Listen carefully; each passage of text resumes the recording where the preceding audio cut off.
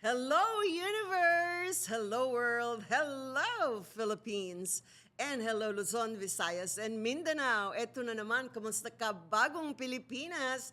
Talk show ng bayan dito sa Bagong Pilipinas Studio, syempre. Okay, we are in our 16th episode. So, ang lagi kong sinasabi ay ang buhay ay parang RPM gauge ng kotse. At ito'y paghahanap ng tamang ritmo sa buhay. Minsan, kailangan mong pabilisin ang takbo para abutin ang iyong mga pangarap at lampasan ang mga limitasyon na yan. Meron naman pagkakataon na mas mabuti ang magbagal, huminga ng malalim at maingat na harapin at may sandali namang ayos lang na manatili muna sa neutral, magpahinga, magnilay-nilay at mag-ipon ng lakas bago muling umusad. So, isipin mo kung paano tumatakbo ang makina ng kotse. Nangangailangan ito ng balanse at kailangan sa pagitan ng bilis at control ay nasa tamang ritmo lang siya. Ganyan din ang buhay. So, this is your host, Marlene Krag, and with me today is guest co-hosting with me, my former co-host in the radio, Miss Yola Tolentino. You want to say hi? Hi, hello everyone. Isang magandang araw po sa inyo. Ayan, isa rin siyang dating OFW in Jordan. Alright, so pag-uusapan natin ngayon yung tungkol sa relationship pa rin. Kasi naumpisa na natin ng, di ba, why when there's a long-distance relationship ay nagkakaroon ng infidelity last week, di ba?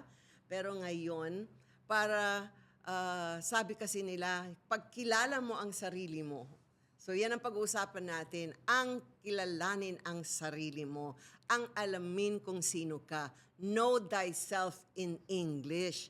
Kasi sa relationship, it sets the tone daw, Yola, na, o nga naman, kung hindi mo kilala yung sarili mo, hindi mo alam yung mga habits mo, yung mga likes and dislikes mo, yung mga desires mo, yung mga weakness and behavior mo, di ba?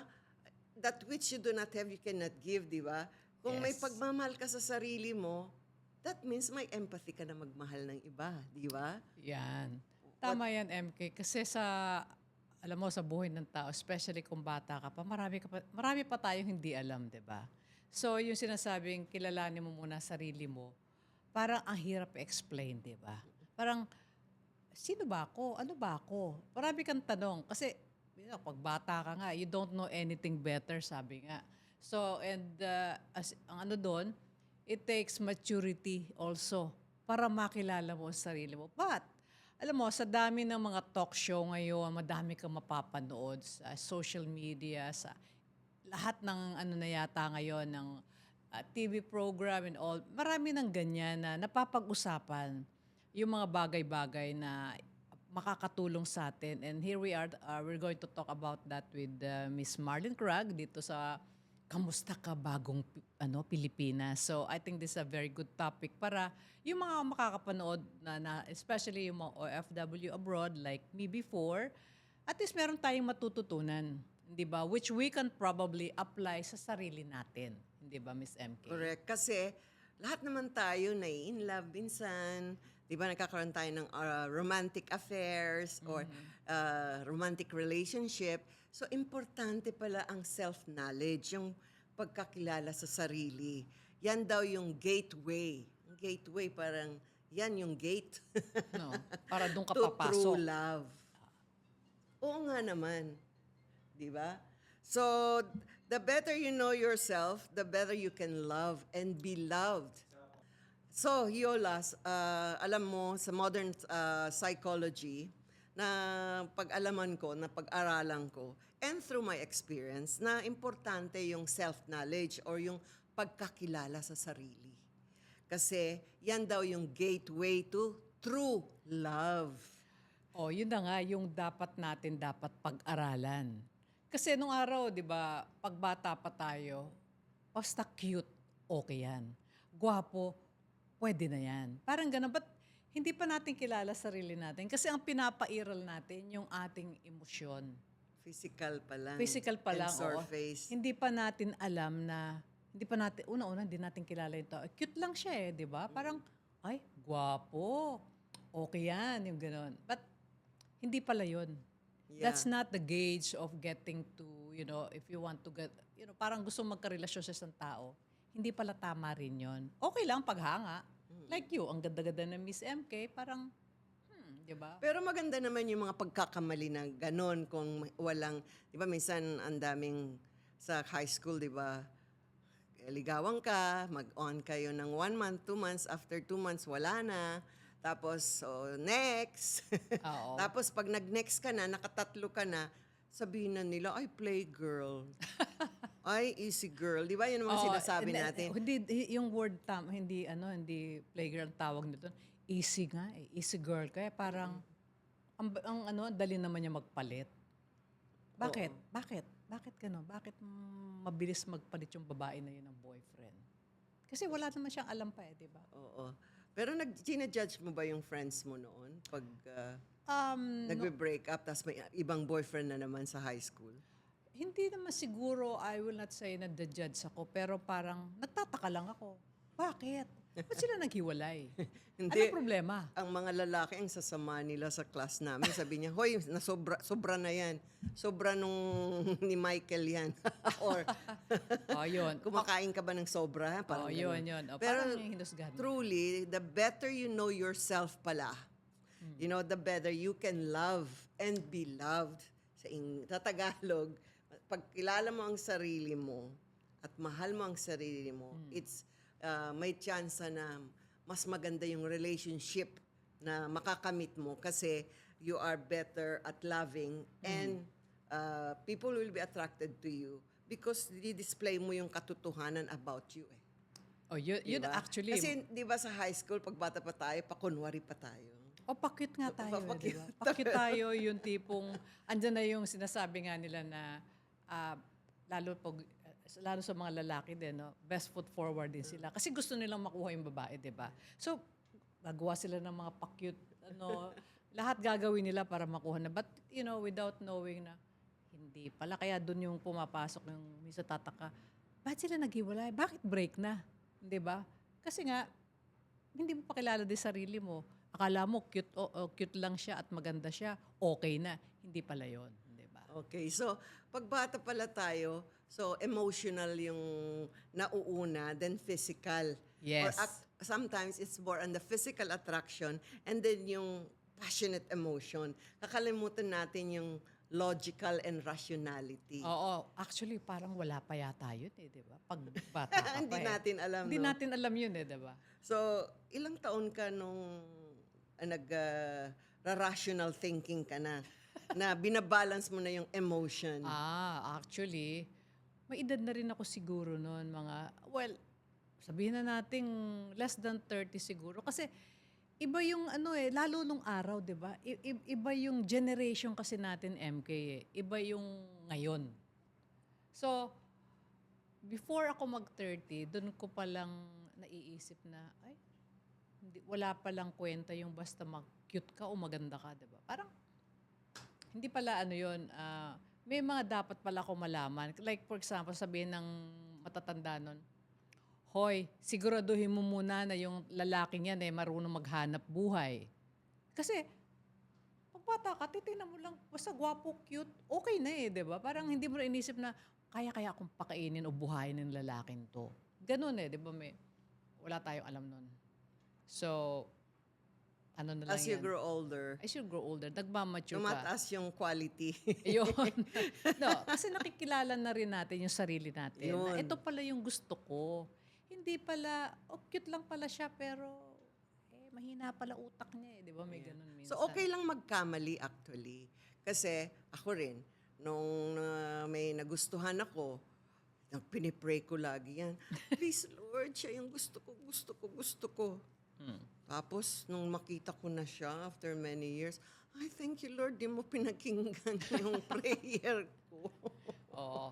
Hindi Kasi, ko pala siya type at hindi ko na type yung klase ng buhay niya. oo. So, okay lang. Parang okay din na magkamali. Pero i-journal daw ninyo yan.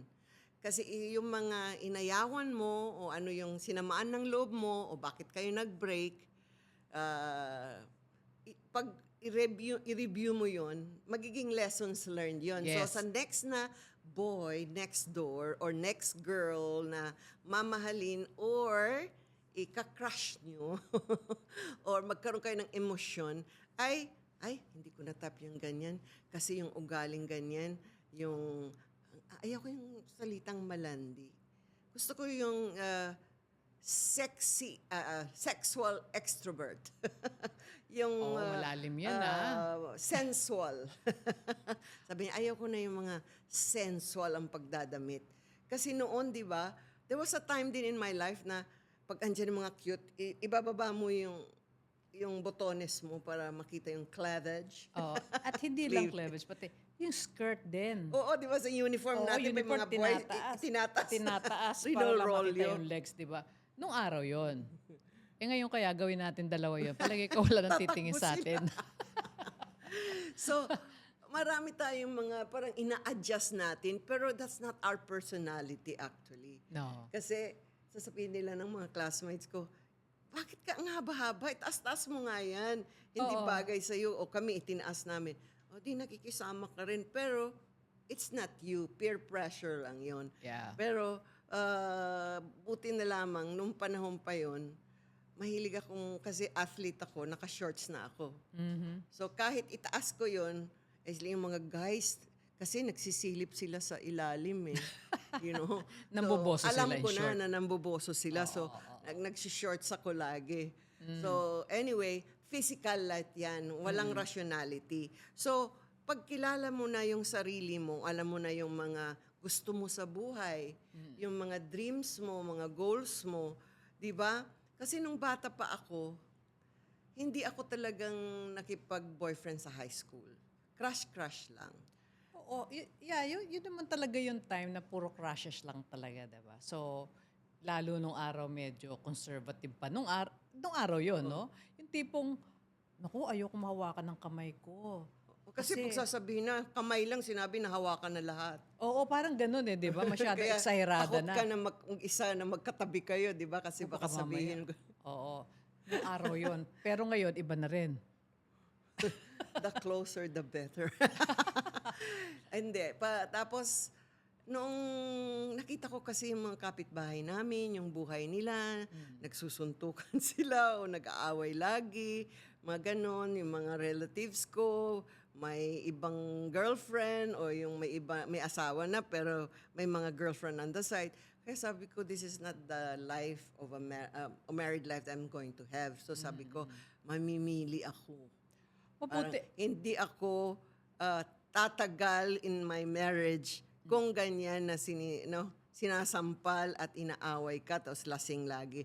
Sabi ko, I will never have that kind of man. Kaya nung nagkuhan na ako, kina-qualify ko na yung mga nanliligaw sa akin sa nung 17 ako, 18. So parang alam ko na yung kaunting gusto ko na it should be a settled man. And then yung napanood kong sine na the Invisible Man, ang ganda-ganda ng bahay. Sabi ko, yan ang bahay na magiging gusto ko. The White House and then with swimming pool. Yan ang magiging bahay ko. Mag-aasawa ako ng guy na mahal ko at bibigyan ako niyan. So, may dreams na ako more or less. So, actually, I got married at 20 kay Mr. Krag. So, that kind of house, he built it for me. Yung nasa dream ko. So, parang, there are times na may sense ka rin kung alam mo yung gusto mo eh. So, I wrote that down and I never forgot that when I was 16, ganyan na anong gusto ko sa buhay maging. Oo. Kagandahan mo, MK, at that early age, naplano mo yung buhay mo. Kumbaga, parang, ito yung gusto kong maging. Ito yung gusto kong klaseng bahay ang gusto ko. Bata ka pa. Kasi, hindi lahat ng tao kasi nangarap ng ganong, yung edad na ganon, hindi pa eh. Kasi based on other mga stories of people, iba yung naging takbo ng isip kasi nila noon. But I admire you for, thinking that way ahead. Na plano mo yung buhay mo, na ito yung gusto kong maging buhay. Ito Hindi, yung... napanood ko kasi parang impressed ako. Dapat siguro manood tayo parati ng ng But pelikula. sometimes may mga inspirational movies. Oo. So, dapat mapanood natin. Tapos, anyway, back to the knowing thyself. Imagine, pag hindi mo alam yung mga, di ba, core values mo.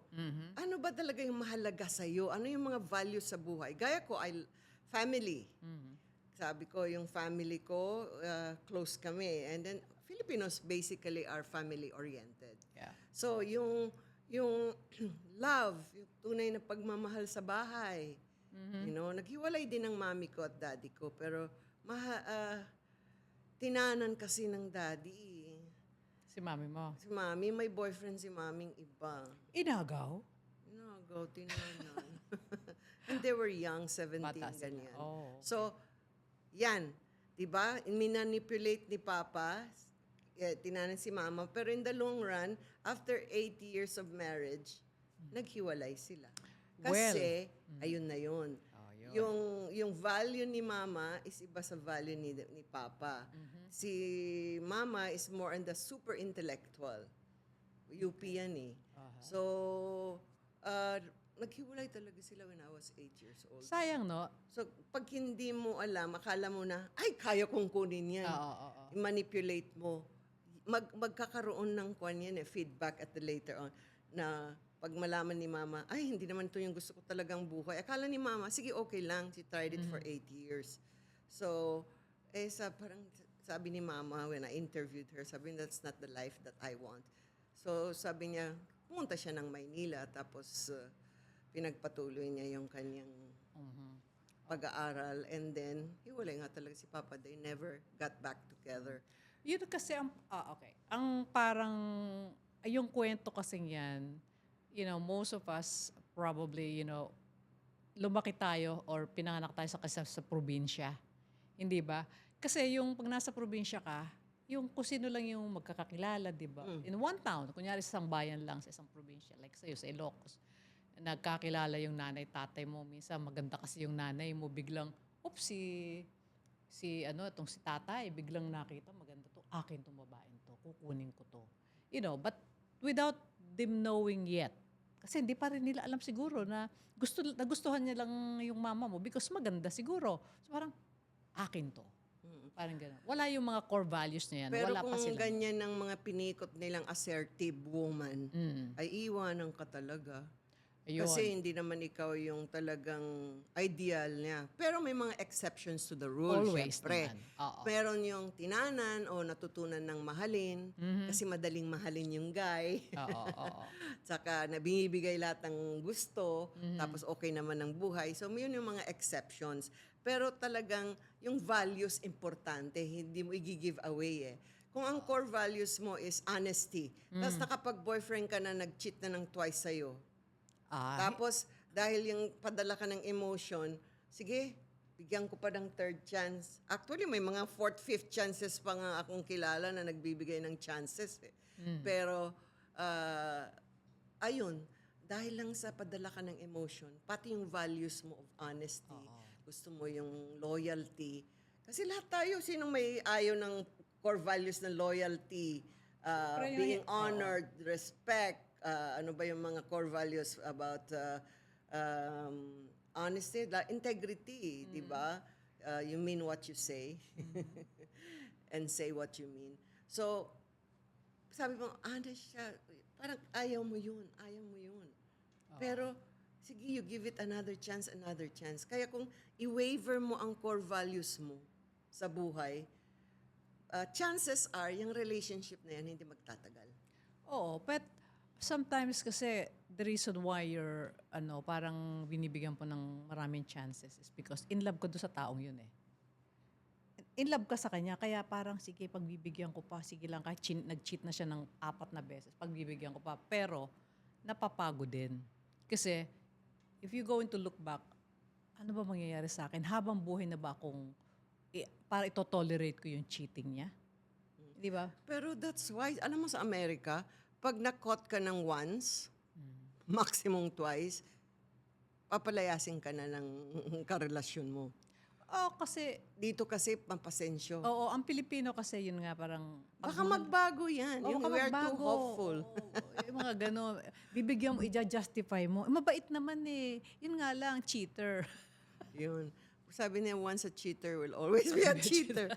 Pag matanda na, hindi na. Anyway, so, importante yung kilalanin mo, ano ba talaga gusto mo sa buhay? Ito pa, example. Type na type mo. Tapos bigla kang nabuntis sa kanya. College pa kayo, graduating. Siyempre, takot sa magulang mo yung lalaki. So, magpapakasal kayo ngayon. Yeah. Ayan. Darating ang time na pag hindi ka niya mahal, tapos marami pa siyang dreams and goals sa buhay, hindi pwedeng hindi niya pupuntahan. Kasi hierarchy of needs ng Oo. human yan eh. Kailangan mo talaga yung basic needs, tapos yung financial safety, tapos yung self-esteem, so tapos later on yung self-confidence mo na, at saka yung self-actualization na ito talagang gusto kong maging engineer talaga ako, o gusto ko talaga magkaroon ng magandang bahay, ganun. So, makakalimutan na niya yung, minsan nakakalimutan na yung pamilya kasi yung goal niya, nabigyan na siya ng chance. Kaya minsan di umuwi yung ating mga asawa ng maaga kasi nandun na siya dun sa goal na na-impede dahil nagpakasal siya sa'yo. Hindi niya talaga. Kaya, alam mo, pag sinushortcut natin talaga na hindi mo kilalanin anong gusto at mga pangarap ng magiging karelasyon mo, pag ikaw ang maging rason para ma-impede yun, nako, mayroong chances are lalabas at lalabas yan. O especially ang lalaki, mas goal-oriented ang lalaki. Kasi the moment na nagkaroon na siya ng chance to, para ma-achieve niya yung kanyang talagang goal sa buhay, pangarap niya sa buhay, magaan talaga yung mag-focus. Kaya kung meron kang, kunyari may asawa, yung asawang napilitang pakasalan dahil nga nabuntis, etc. Minsan, sad to say, doon nagtatapos minsan din yung relationship. Parang, mas priority ko to ngayon. So, yun, parang may mga consequences parati because you know, nagkamali ka eh. Parang, yun nga, kasi naman, wala kang alam eh.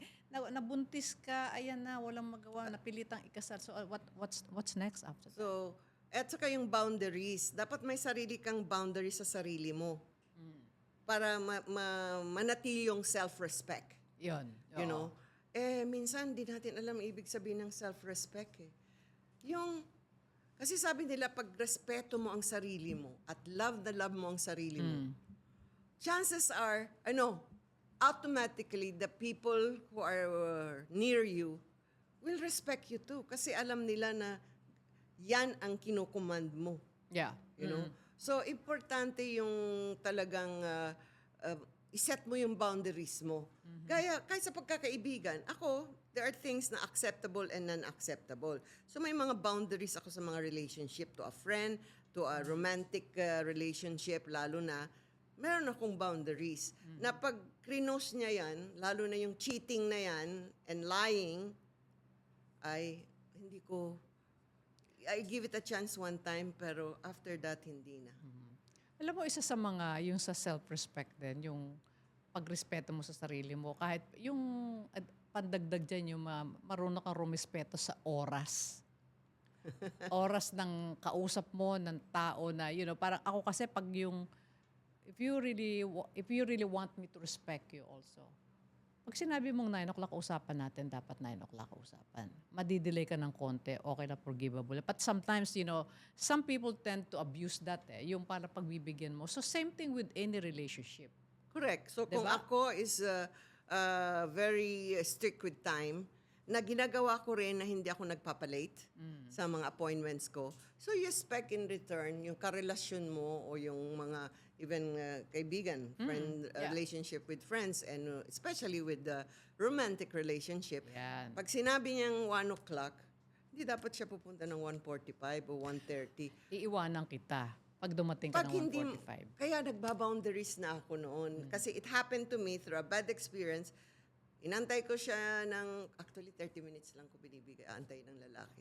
Tapos aalis na ako. So the next time, ba't daw ako umalis? Traffic or whatever. So sabi ko, then I set my boundaries na. So even before a relationship, to get to know the person, mag-istoryahan kayo.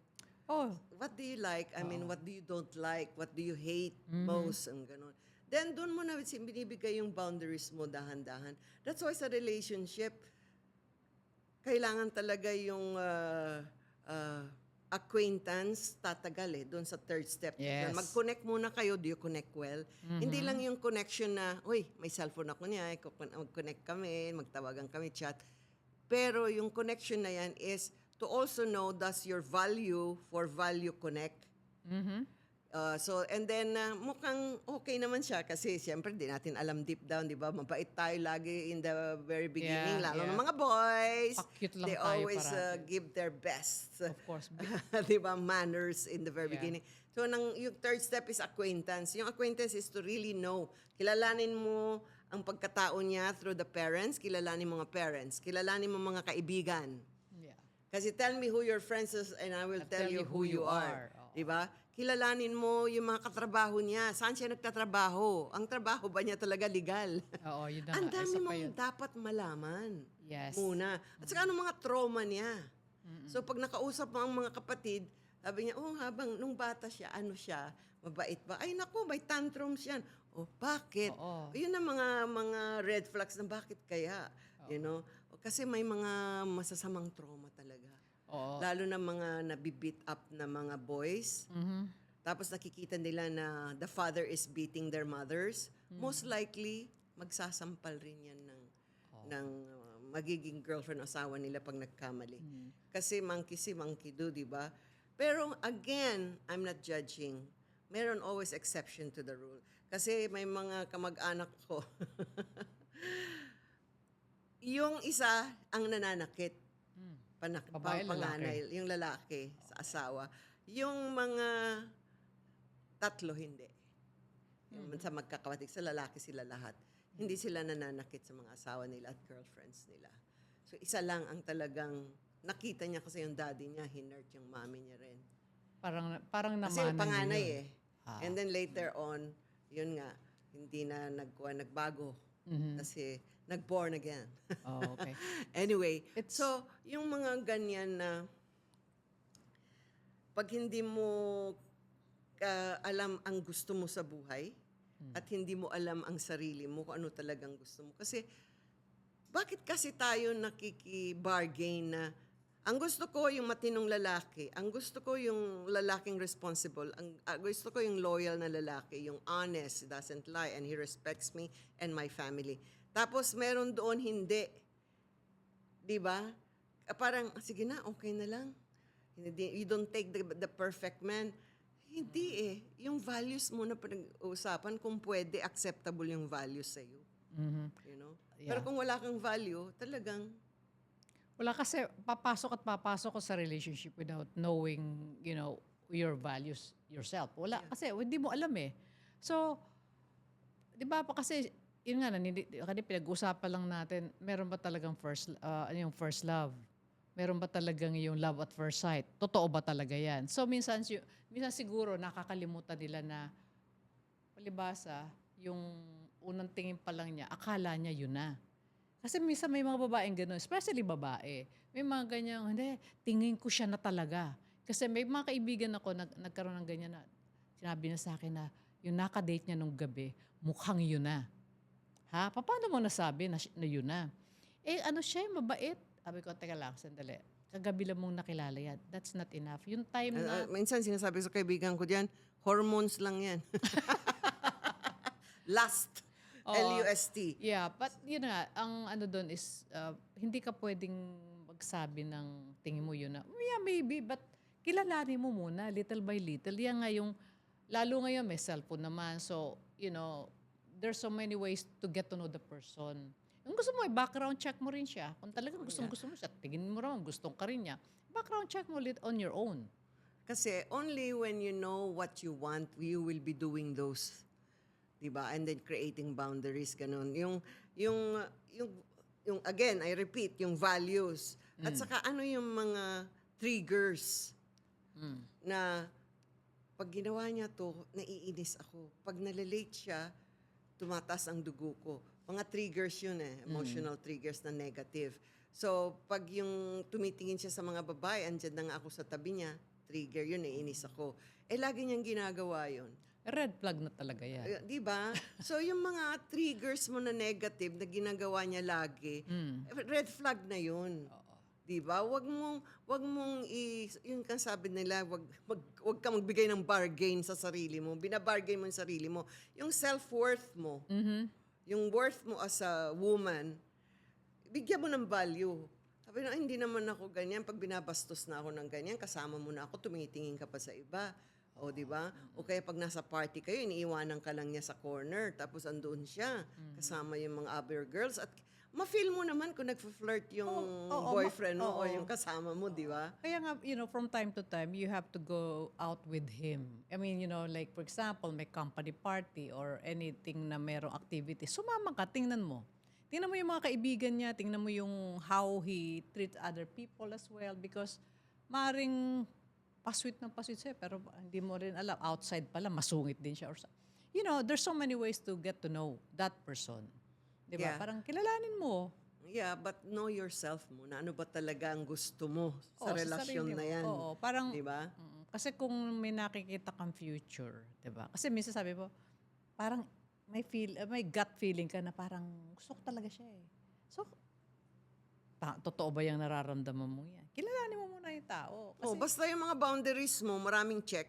Mas marami yung check na okay kaysa yung Sulat. bad, unacceptables, di ba? isulat mo isa-isa, okay. Sabi nga nila, mag-journal ka daw. Even the mistakes that made you cry. Yan. Isulat mo yung mga triggers mo. Isulat mo yung anong gusto mo na maging. You know? At ano yung mga ayaw mo sa isang relasyon. Yun na nga yung boundaries mo na hindi dapat cross. Yun. Na magagalit ka talaga. At iiwanan mo talaga siya. At dapat ipaintindi mo doon sa kanya. Kaya pag minsan kasi tayo, hindi natin ginagawa yun eh. Basta na lang emotion ang pinapadala. Most of the time, emotion talaga. Pero ang napag-aralan ko, ang sabi nila, ang wise mind, W-I-S-E-M-I-N-D, wise mind is the balance of rationality and emotion. Ang tao dapat, gaya ng kotse, di ba? Balance. Ang ritmo. Ganun din. So, sa left is emotion, the right is rationality. And then, dito, spirituality equals wisdom. So, dapat yung tatlo na yan is combined. Yung spirituality talaga, para sa akin, hindi dapat nawawala eh. Totoo yan. Oo, diba? Kasi depende doon mo makikilala yung tao. Ayan. Alam mo na, nabasa ko, nung nagre-review ako, you can get to know yourself through the Myers-Briggs Institute na tinetest nila yung kung anong personality mo at ano yung personality. Minsan maganda yan, yung magkuha kayo ng personality test. Libre yan sa online, girls and boys. I-google nyo na pwede kayong MBTI personality test para malaman mo kung ano bang personalidad niya. Kasi I think 90% totoo yun. Teka, ang tanong ko doon MK, pwede ba ang kunyari, kung sa sarili ko, ako magtatanong, kasi kilala ko sarili ko, magtatanong ako, so bibigyan ako ng sagot. What about the person that I like? Paano ko malalaman yung, ang Personalidad niya. anong personalidad niya? How will you That's why, get it? kung ganyan kayo ka-close, sabi mo, honey, let's try this. Parang Let's laro-laro lang kunyari. Let's see your personality. Okay. Hindi, kahit seriously, hey, halika, tignan natin anong personality mo. Sige, Ikaw, tignan natin. Kasi if they love you and they respect you, he will also have the interest to know your personality. Dapat Then nga vice ganun eh. versa. Oo, yeah. Kung wala siyang pakialam sa mundo, sabi, ay, kalokohan yan. Oo, Kasi may baka ganun. malaman mo. Oo. Ang Yung pala katotohanan about him. Oo, may tinatago pala. Kasi kung wala kang tinatago at seryoso ka. Kasi kung ano man yung flaws mo, syempre, kung talagang mahal ka ng tao, tatanggapin ka. Correct. Diba? Oo, tatanggapin ka. Ngayon kung hindi talaga, bye-bye. Pag ganyan pala. Ay, oo, ganyan ako. Kaya gusto ko yan na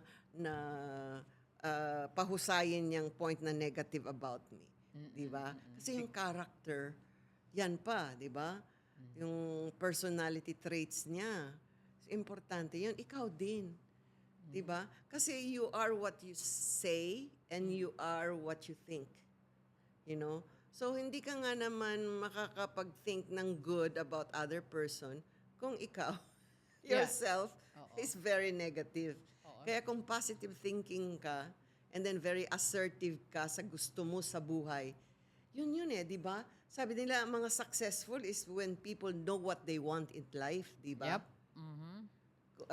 Gaya ng sa kotse nga, alam mo yung pupuntahan mo, kaya alam mo, mabilis ka pumunta doon, alam mo yung way. Pero pag hindi mo alam yung way, parang bahala na, hahanapin na lang, bahala na, si Waze na ang gagawa. Mas matagal yun. di ba? Masyado ka namang dependent kay Oo, ano, di kay ba? Waze. So, parang ganun din ang relationship nga. So, kailangan talaga alam mo. Kasi pag alam mo ang gusto mo at alam mo ang sarili mo, mas mabilis na yun na nga, gateway or that's the tone to loving relationship. Kasi magsiset ka ng standard na dun sa gusto, kung sino ka eh. Oo. Kasi kaya ka kinikilala mo din sarili. Ano ba talaga gusto ko? Ano bang gagawin ko sa buhay? Ano ba yung mga, marami ka pang, let's say, marami ka pang pangarap, di ba, sa buhay? Diba, kung bastos siya magsalita. Kasi importante rin yung communication style niya. Oo, Kasi oo. ikaw, like you're very parang soft-spoken. Eh, yung nakuha mong barako na lalaki ay sumisigaw at ano bang tawag nila? Bad boy? Yeah, Type. yeah. Yung pamacho, tapos nagmumura. Ayun. Lagi, yung pamilya mo, ikaw hindi ka lumaki sa pagmumura. Oo. Gusto mo ba yon? Ay, hindi. Pero Definitely. gwapo siya, macho. Oo. Ay, hindi. Kahit gwapo pa siya, macho siya, pero pag hindi maganda ang tabas ng dila niya, ng ano niya, no. Kahit pa anong ano mo, kahit anong gwapo mo, wala. Kahit Para sa akin, naka-Mercedes-Benz siya.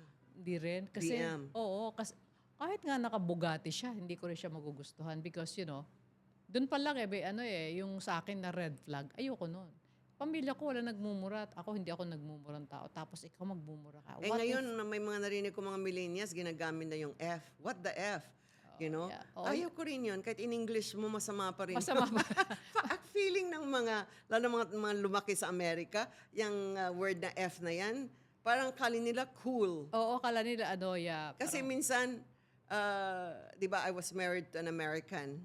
Yung daddy ni Doc Zoe. Minsan sinabi niya, what the? Sabi, parang sama ng loob ko. Parang F. Pero sabi niya, I'm a Californian. So we talk Yeah. that way. Parang yun ang breakfast, lunch, dinner, merienda nila yung word na yan. But that's true when I saw my cousin in the States, pag magalit lang sila, may F, F, F, F, lahat na Yeah. F. Oo. So, yung pag ganyan ng lalaki, parang red flag na rin Oo. yan. Kasi una-una, kahit ako matatakot eh. Kasi what if ako nga yung sabihan ng gano'n? And thank God, wala pa naman nagsasabi sa akin ng in front of me, ha? Maybe at my back, may nagaganon. I don't, but you know what? Kasi, hindi yun yung personality ko na, kasi kung, pwede mo siguro sabihin niya kung yung sasabihin mo, pareho kayong magkakaintindihan doon. Kasi ako hindi ko maintindihan yun. Although, of course, I understand. Pero, huwag mong gagawin sa akin. Dahil hindi ako ganun tao eh. Parang, so, depende sa personality nga eh, di ba? Parang, ayoko ng ganyan. Kasi sa buhay talaga, may kasabihan, the quality of our life is determined by the quality of relationship that we keep. You know? Di ba? Nakita mo na, yung may mga friends ka, di ba, na pagkwentuhan natin na yung husband nila ito, American, yung wife niya, Filipina. Parang sa edad natin na to, alam na natin kung anong grado ang personalidad ng yung mga kaibigan natin, no? Na nami-meet natin, nagiging acquaintance natin, di ba? So, parang sabi mo, hindi ba niya alam? So, yun na nga, last week yung sabi ko, love me for a reason and let that reason be love. Iba yung reason, di ba? Ano ba talaga ang reason? Mag-asawa ka ng matanda sa'yo, 40 years older than you, o 30 years older than you. Love ba yun? Well, unang-una ganito. Pwede naman maging love at the end. Pero at the beginning, yung intention is different. Security. ang tinitingnan nila kasi. That's true. Parang nagmahal na ako ng marami. Yung pagmamahal na yan, it brought me nowhere. Kaya minsan Exactly. sabi nila, ay, mahalin ko na lang ang mas matanda at bigyan Oo. ako ng mas magandang buhay. That's So, very again, I don't judge. Yeah. Pero totoo yan. May exceptions to the rule. Meron akong kaibigan, 25 years difference sila. Pero in love si batang girl. Mhm. Kasi that's Kasi possible. gwapong matanda rin at macho. Oh, at saka hindi siguro, the guy's taking care of her. Why not? Pwede ka naman ma-inlove talaga kung inaalagaan Ay lalo na ka. pag may pera. Exactly. Kasi yung mga bagay na maaring matatagalan ka pa bago ka makabili ng isang Louis Vuitton, naibigay na nung matanda sa kanya. Natural, mamahalin niya. But sometimes, I hope it will last. Kasi pag gano'n naman, ang intention mo is different also, it might change. Kasi, Ma-imagine ko, I love you, Louis Vuitton. Siya ang halikan mo, pero ito yung love. hindi yun, Louis Vuitton lang pala. So, Oo, which ayun, is- dapat alamin mo yung talagang anong gusto mo talaga sa buhay, no? yeah. So, we all have, life is choices. So, talagang kung saan yung choices mo, doon ka paparoon eh. Oo. Diba? Kasi, like you, bata ka pa, ito na yung goal mo, ito na yung gusto mong magkaroon at maging. So, nagawa mo sa buhay mo, but did it last for a lifetime? Hindi rin, di ba? Correct. May mga ganun eh. Kasi life is progressive. Yes. Lana fine line yan. O, nakuha ko na, nakamit ko na. And then, kasi yan nga yung hierarchy of needs. Pag nakuha mo na yung hierarchy of needs, basic needs, financial safety, self-esteem, yung cognitive behavior, yung alam mo na yung mga behavior ng tao at kuwan na acceptable sa'yo. Tapos yung aesthetic, self-actualization. And then, yung nag-self-actualize ka na, yung may wisdom ka na kasi naibigay mo na eh, nakuha mo na yung goal mo at that time. Pero minsan, pag tumanda ka na, pag naging matured ka na, gaya ko, parang yung materialistic things, hindi na yun yung Priority. nilalagay ko sa utak ko o nakafocus ako. Ang nakafocus ako ngayon is yung health, comfort, and then prayers for my children that they are successful in their chosen careers. Tapos, na makatulong ka sa tao. You know? Pero para makatulong ka sa tao, kailangan mo talaga pa rin ng pera. Yeah, ikaw sa sarili mo, you cannot give what you don't have, di ba? So kung meron ka, why not share? Especially sa mga edad natin ngayon. So ano pa bang gusto natin? Marami na tayong narating sa buhay, So, malayo wisdom na. na lang. Oo, wisdom na lang. At one point in my life, sa Lasal naman, I gave my 2 years. So wala akong trabaho, puro bigay ng time, give up ko na yung business ko. And then, yan, sa non-government organization, lately din, binigay ko rin yung almost 2 years of my life free, walang sahod. So parang, normally, automatic yun, yung nagkakaroon ka na ng advocacy na you share your wisdom. Yeah. You share what you know. So, nagiging marong kang position na ibibigay na ng mga non-government organization, ng mga private institution hindi nagsasahod, ina-accept mo yun kasi you're passionate about doing what you love to do and to share it. Yeah. Diba? You know, para sa akin, the best part ay yung sharing na because datating na, kasi been there, done that, sabi nga, di ba? So, what we can help naman in every, kahit papano, kung hindi ka man makatulong financially, at least yung service mo, your knowledge, your experience that you can share to other people, para at least, kasi yung nung araw, wala naman nag-share sa atin. Especially nasa probinsya ka, wala naman nag-share ng ganitong klaseng usapan. Walang ganon. So mabuti nga yung mga kabataan ngayon, may mga naririnig na silang ganitong klaseng usapan, pwede tayong matuto. Na parang, ay oo nga, dapat pala ganon ang gawin ko. Dapat pala hindi ako magpabigla-bigla ng desisyon para pumasok sa isang relasyon. Lalo na kung, yun nga, lalo kung nag-aaral ka pa. Tapusin mo muna yung pag-aaral mo and then, marami ka pang makikilala, marami ka pang matututunan, and then later sasabihin mo, oo nga, parang hindi na muna ako mag-aasawa na lang ako pag 40 na ako. Too So, bad. importante talaga yung ma-self-actualize mo yung gusto mo para sa sarili mo. So, parte yun eh. Saka sabi nga nila, when you love and respect yourself, you attract partners who will love and respect you as well. Yes. Di ba? Pero pag alam nila na kaya kitang mura-murahin, magiging late ako, andiyan ka lang lagi for me, naghahabol ka sa akin, hindi self-respect yun. Hindi. Hindi na, oo. Di Kasi, ba? oo. Kasi minsan, kaya naman nagkakaganon din dahil nagtitiis na lang yung babae because wala, housewife, wala siyang knowledge about things, bahay lang siya and everything, yung asawa niya nasa, may sabihin natin executive siya. Parang ang hirap din kasi wala kang alam, nasa bahay ka lang. So, taong bahay ka lang. So, kung ano sabihin ng asawa mo, susundin mo lang. Kasi yun ang pinili mong buhay. Alam mo, ginornal ko lahat yung anong gusto ko, di ba, dun sa pangalawang asawa kong Amerikano. Sinulat ko lahat. Nakalimutan ko yung loyalty to the end. Kaya hindi siya naging Kaya loyal. be careful to what you wish for. Dapat kompleto. Dapat Hindi ko kompletuhin na mo yan. isulat Oo. yung value ng loyalty forever. So anyway, so knowing yourself, it really allows you to communicate your needs towards a romantic partner or towards your friends, to any kind of relationship, And then, binibigay mo rin yung expectations very clearly. And thus, it reduces misunderstandings. Kasi, yun ang dinidisplay mo sa tao. Yung kung sino ka, at kung ano ka, at kung paano ka sa bagay. So, ayan, yung self-reflection or introspection, kilalanin mo yung sarili mo bago ka makipagrelasyon. Importante yun, Yola, no? Kasi, kung hindi mo alam, kahit sino na lang. O yun na nga, lalo yung iba naman, ito, nung nagkakaedad na, parang sabi kasi kinakantsawan, sabihin, "Uy, matanda ka na, kailangan mag-asawa ka na." Ngayon, si ate, biglang naghanap. Kahit sino na lang, mali po yun. Parang masabi lang nagkaasawa siya, nagkaroon ng partner, kung sino lang pinili. So, tama ba yun? So, ayan, importante talaga yung you have a relationship with yourself and that you love yourself, may self-respect ka, may self-esteem ka, may vitamin C, confidence ka sa sarili mo.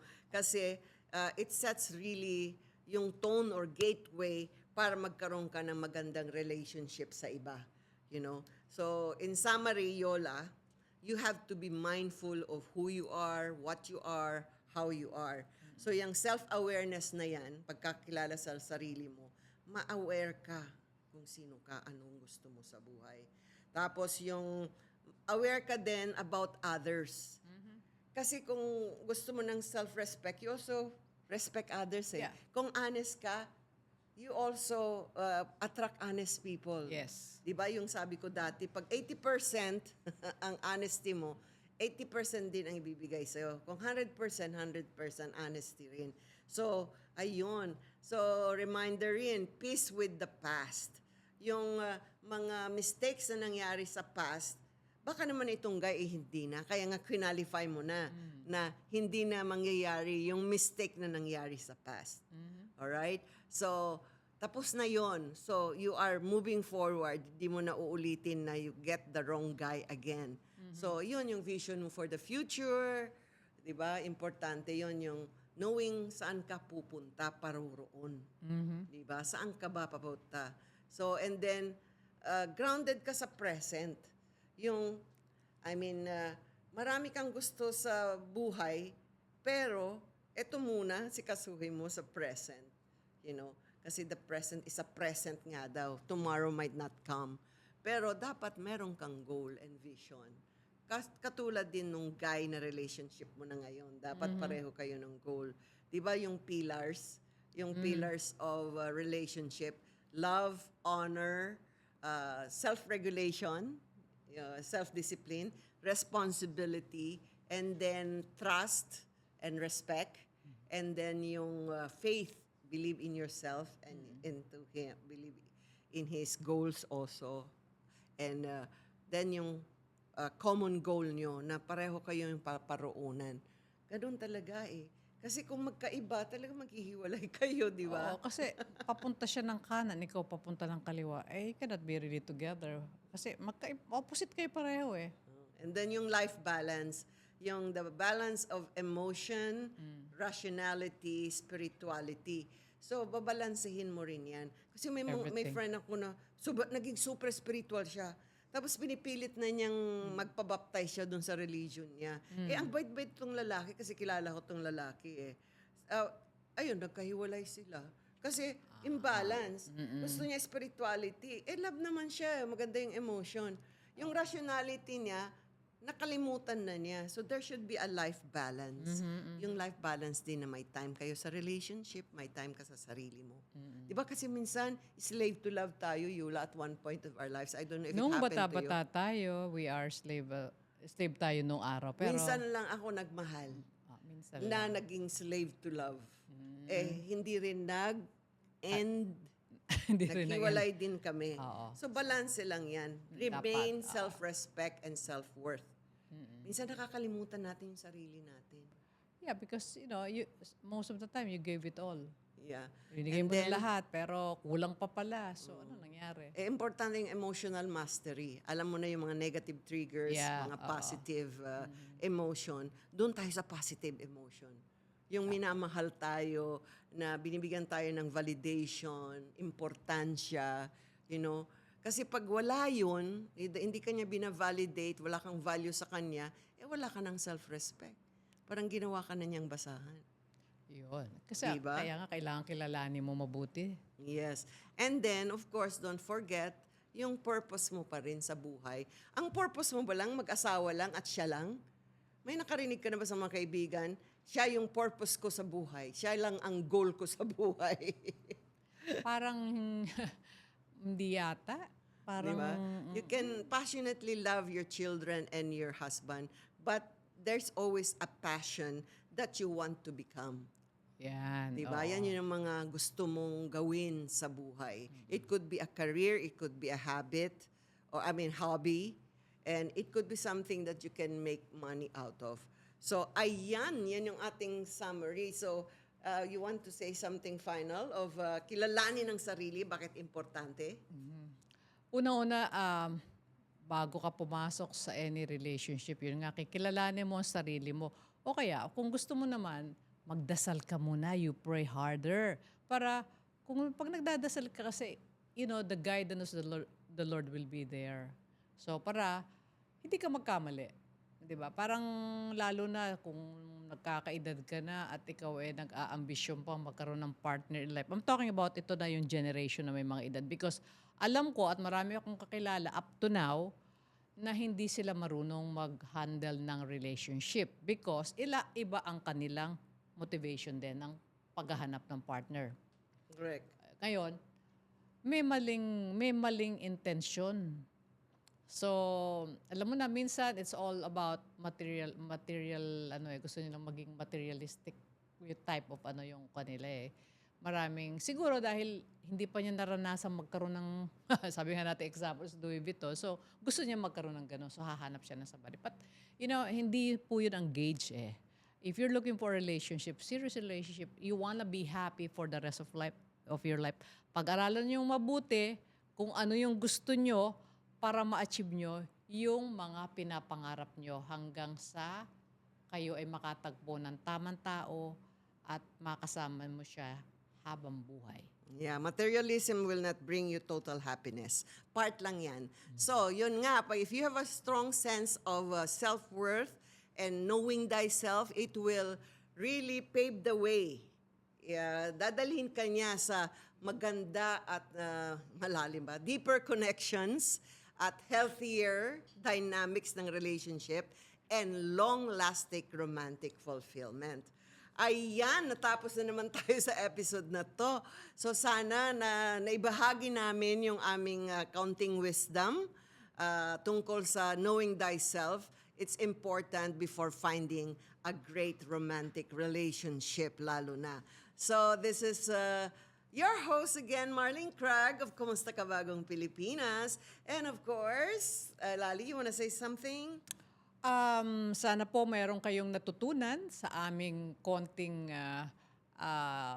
itong sharing namin dito sa Kamusta Ka? Bagong Pilipinas. At sana po tuloy-tuloy po ang pagtangkilik nyo at panonood dito sa programang ito para marami po kayong matutunan at marami pa po kayong dapat malaman. Magandang umaga, magandang hapon, at mabuhay tayong mga Pilipino. Ayan. So, thank you so much for watching. And don't forget, subscribe on our YouTube, Kumusta Ka Bagong Pilipinas, and our Facebook. Follow and like us and give your comments. And also, we would like, of course, to thank our Bagong Pilipinas studio. Kasama natin, pinapangunahan ni Kuya Mark Anthony Maba, ng ating technical director. And also our best camera operator ng Bagong Pilipinas, sina Jason Alivio. And then Al Jericho Bacuna. And kay Kuya Angelo Dorendes. Okay, Sir Angelo Dorendes. And also, yung note taker natin na si Jomel, nawala lang L. Jomel Bares. And of course, I would like to thank our director for Bagong Pilipinas na programs, sina Miss Alicia Avila. Gusto kong sabihin Rita Avila. Alicia Avila. And of course, to Miss Jillian Pascual. This is Marlene Craig and saying, till next episode, bye-bye.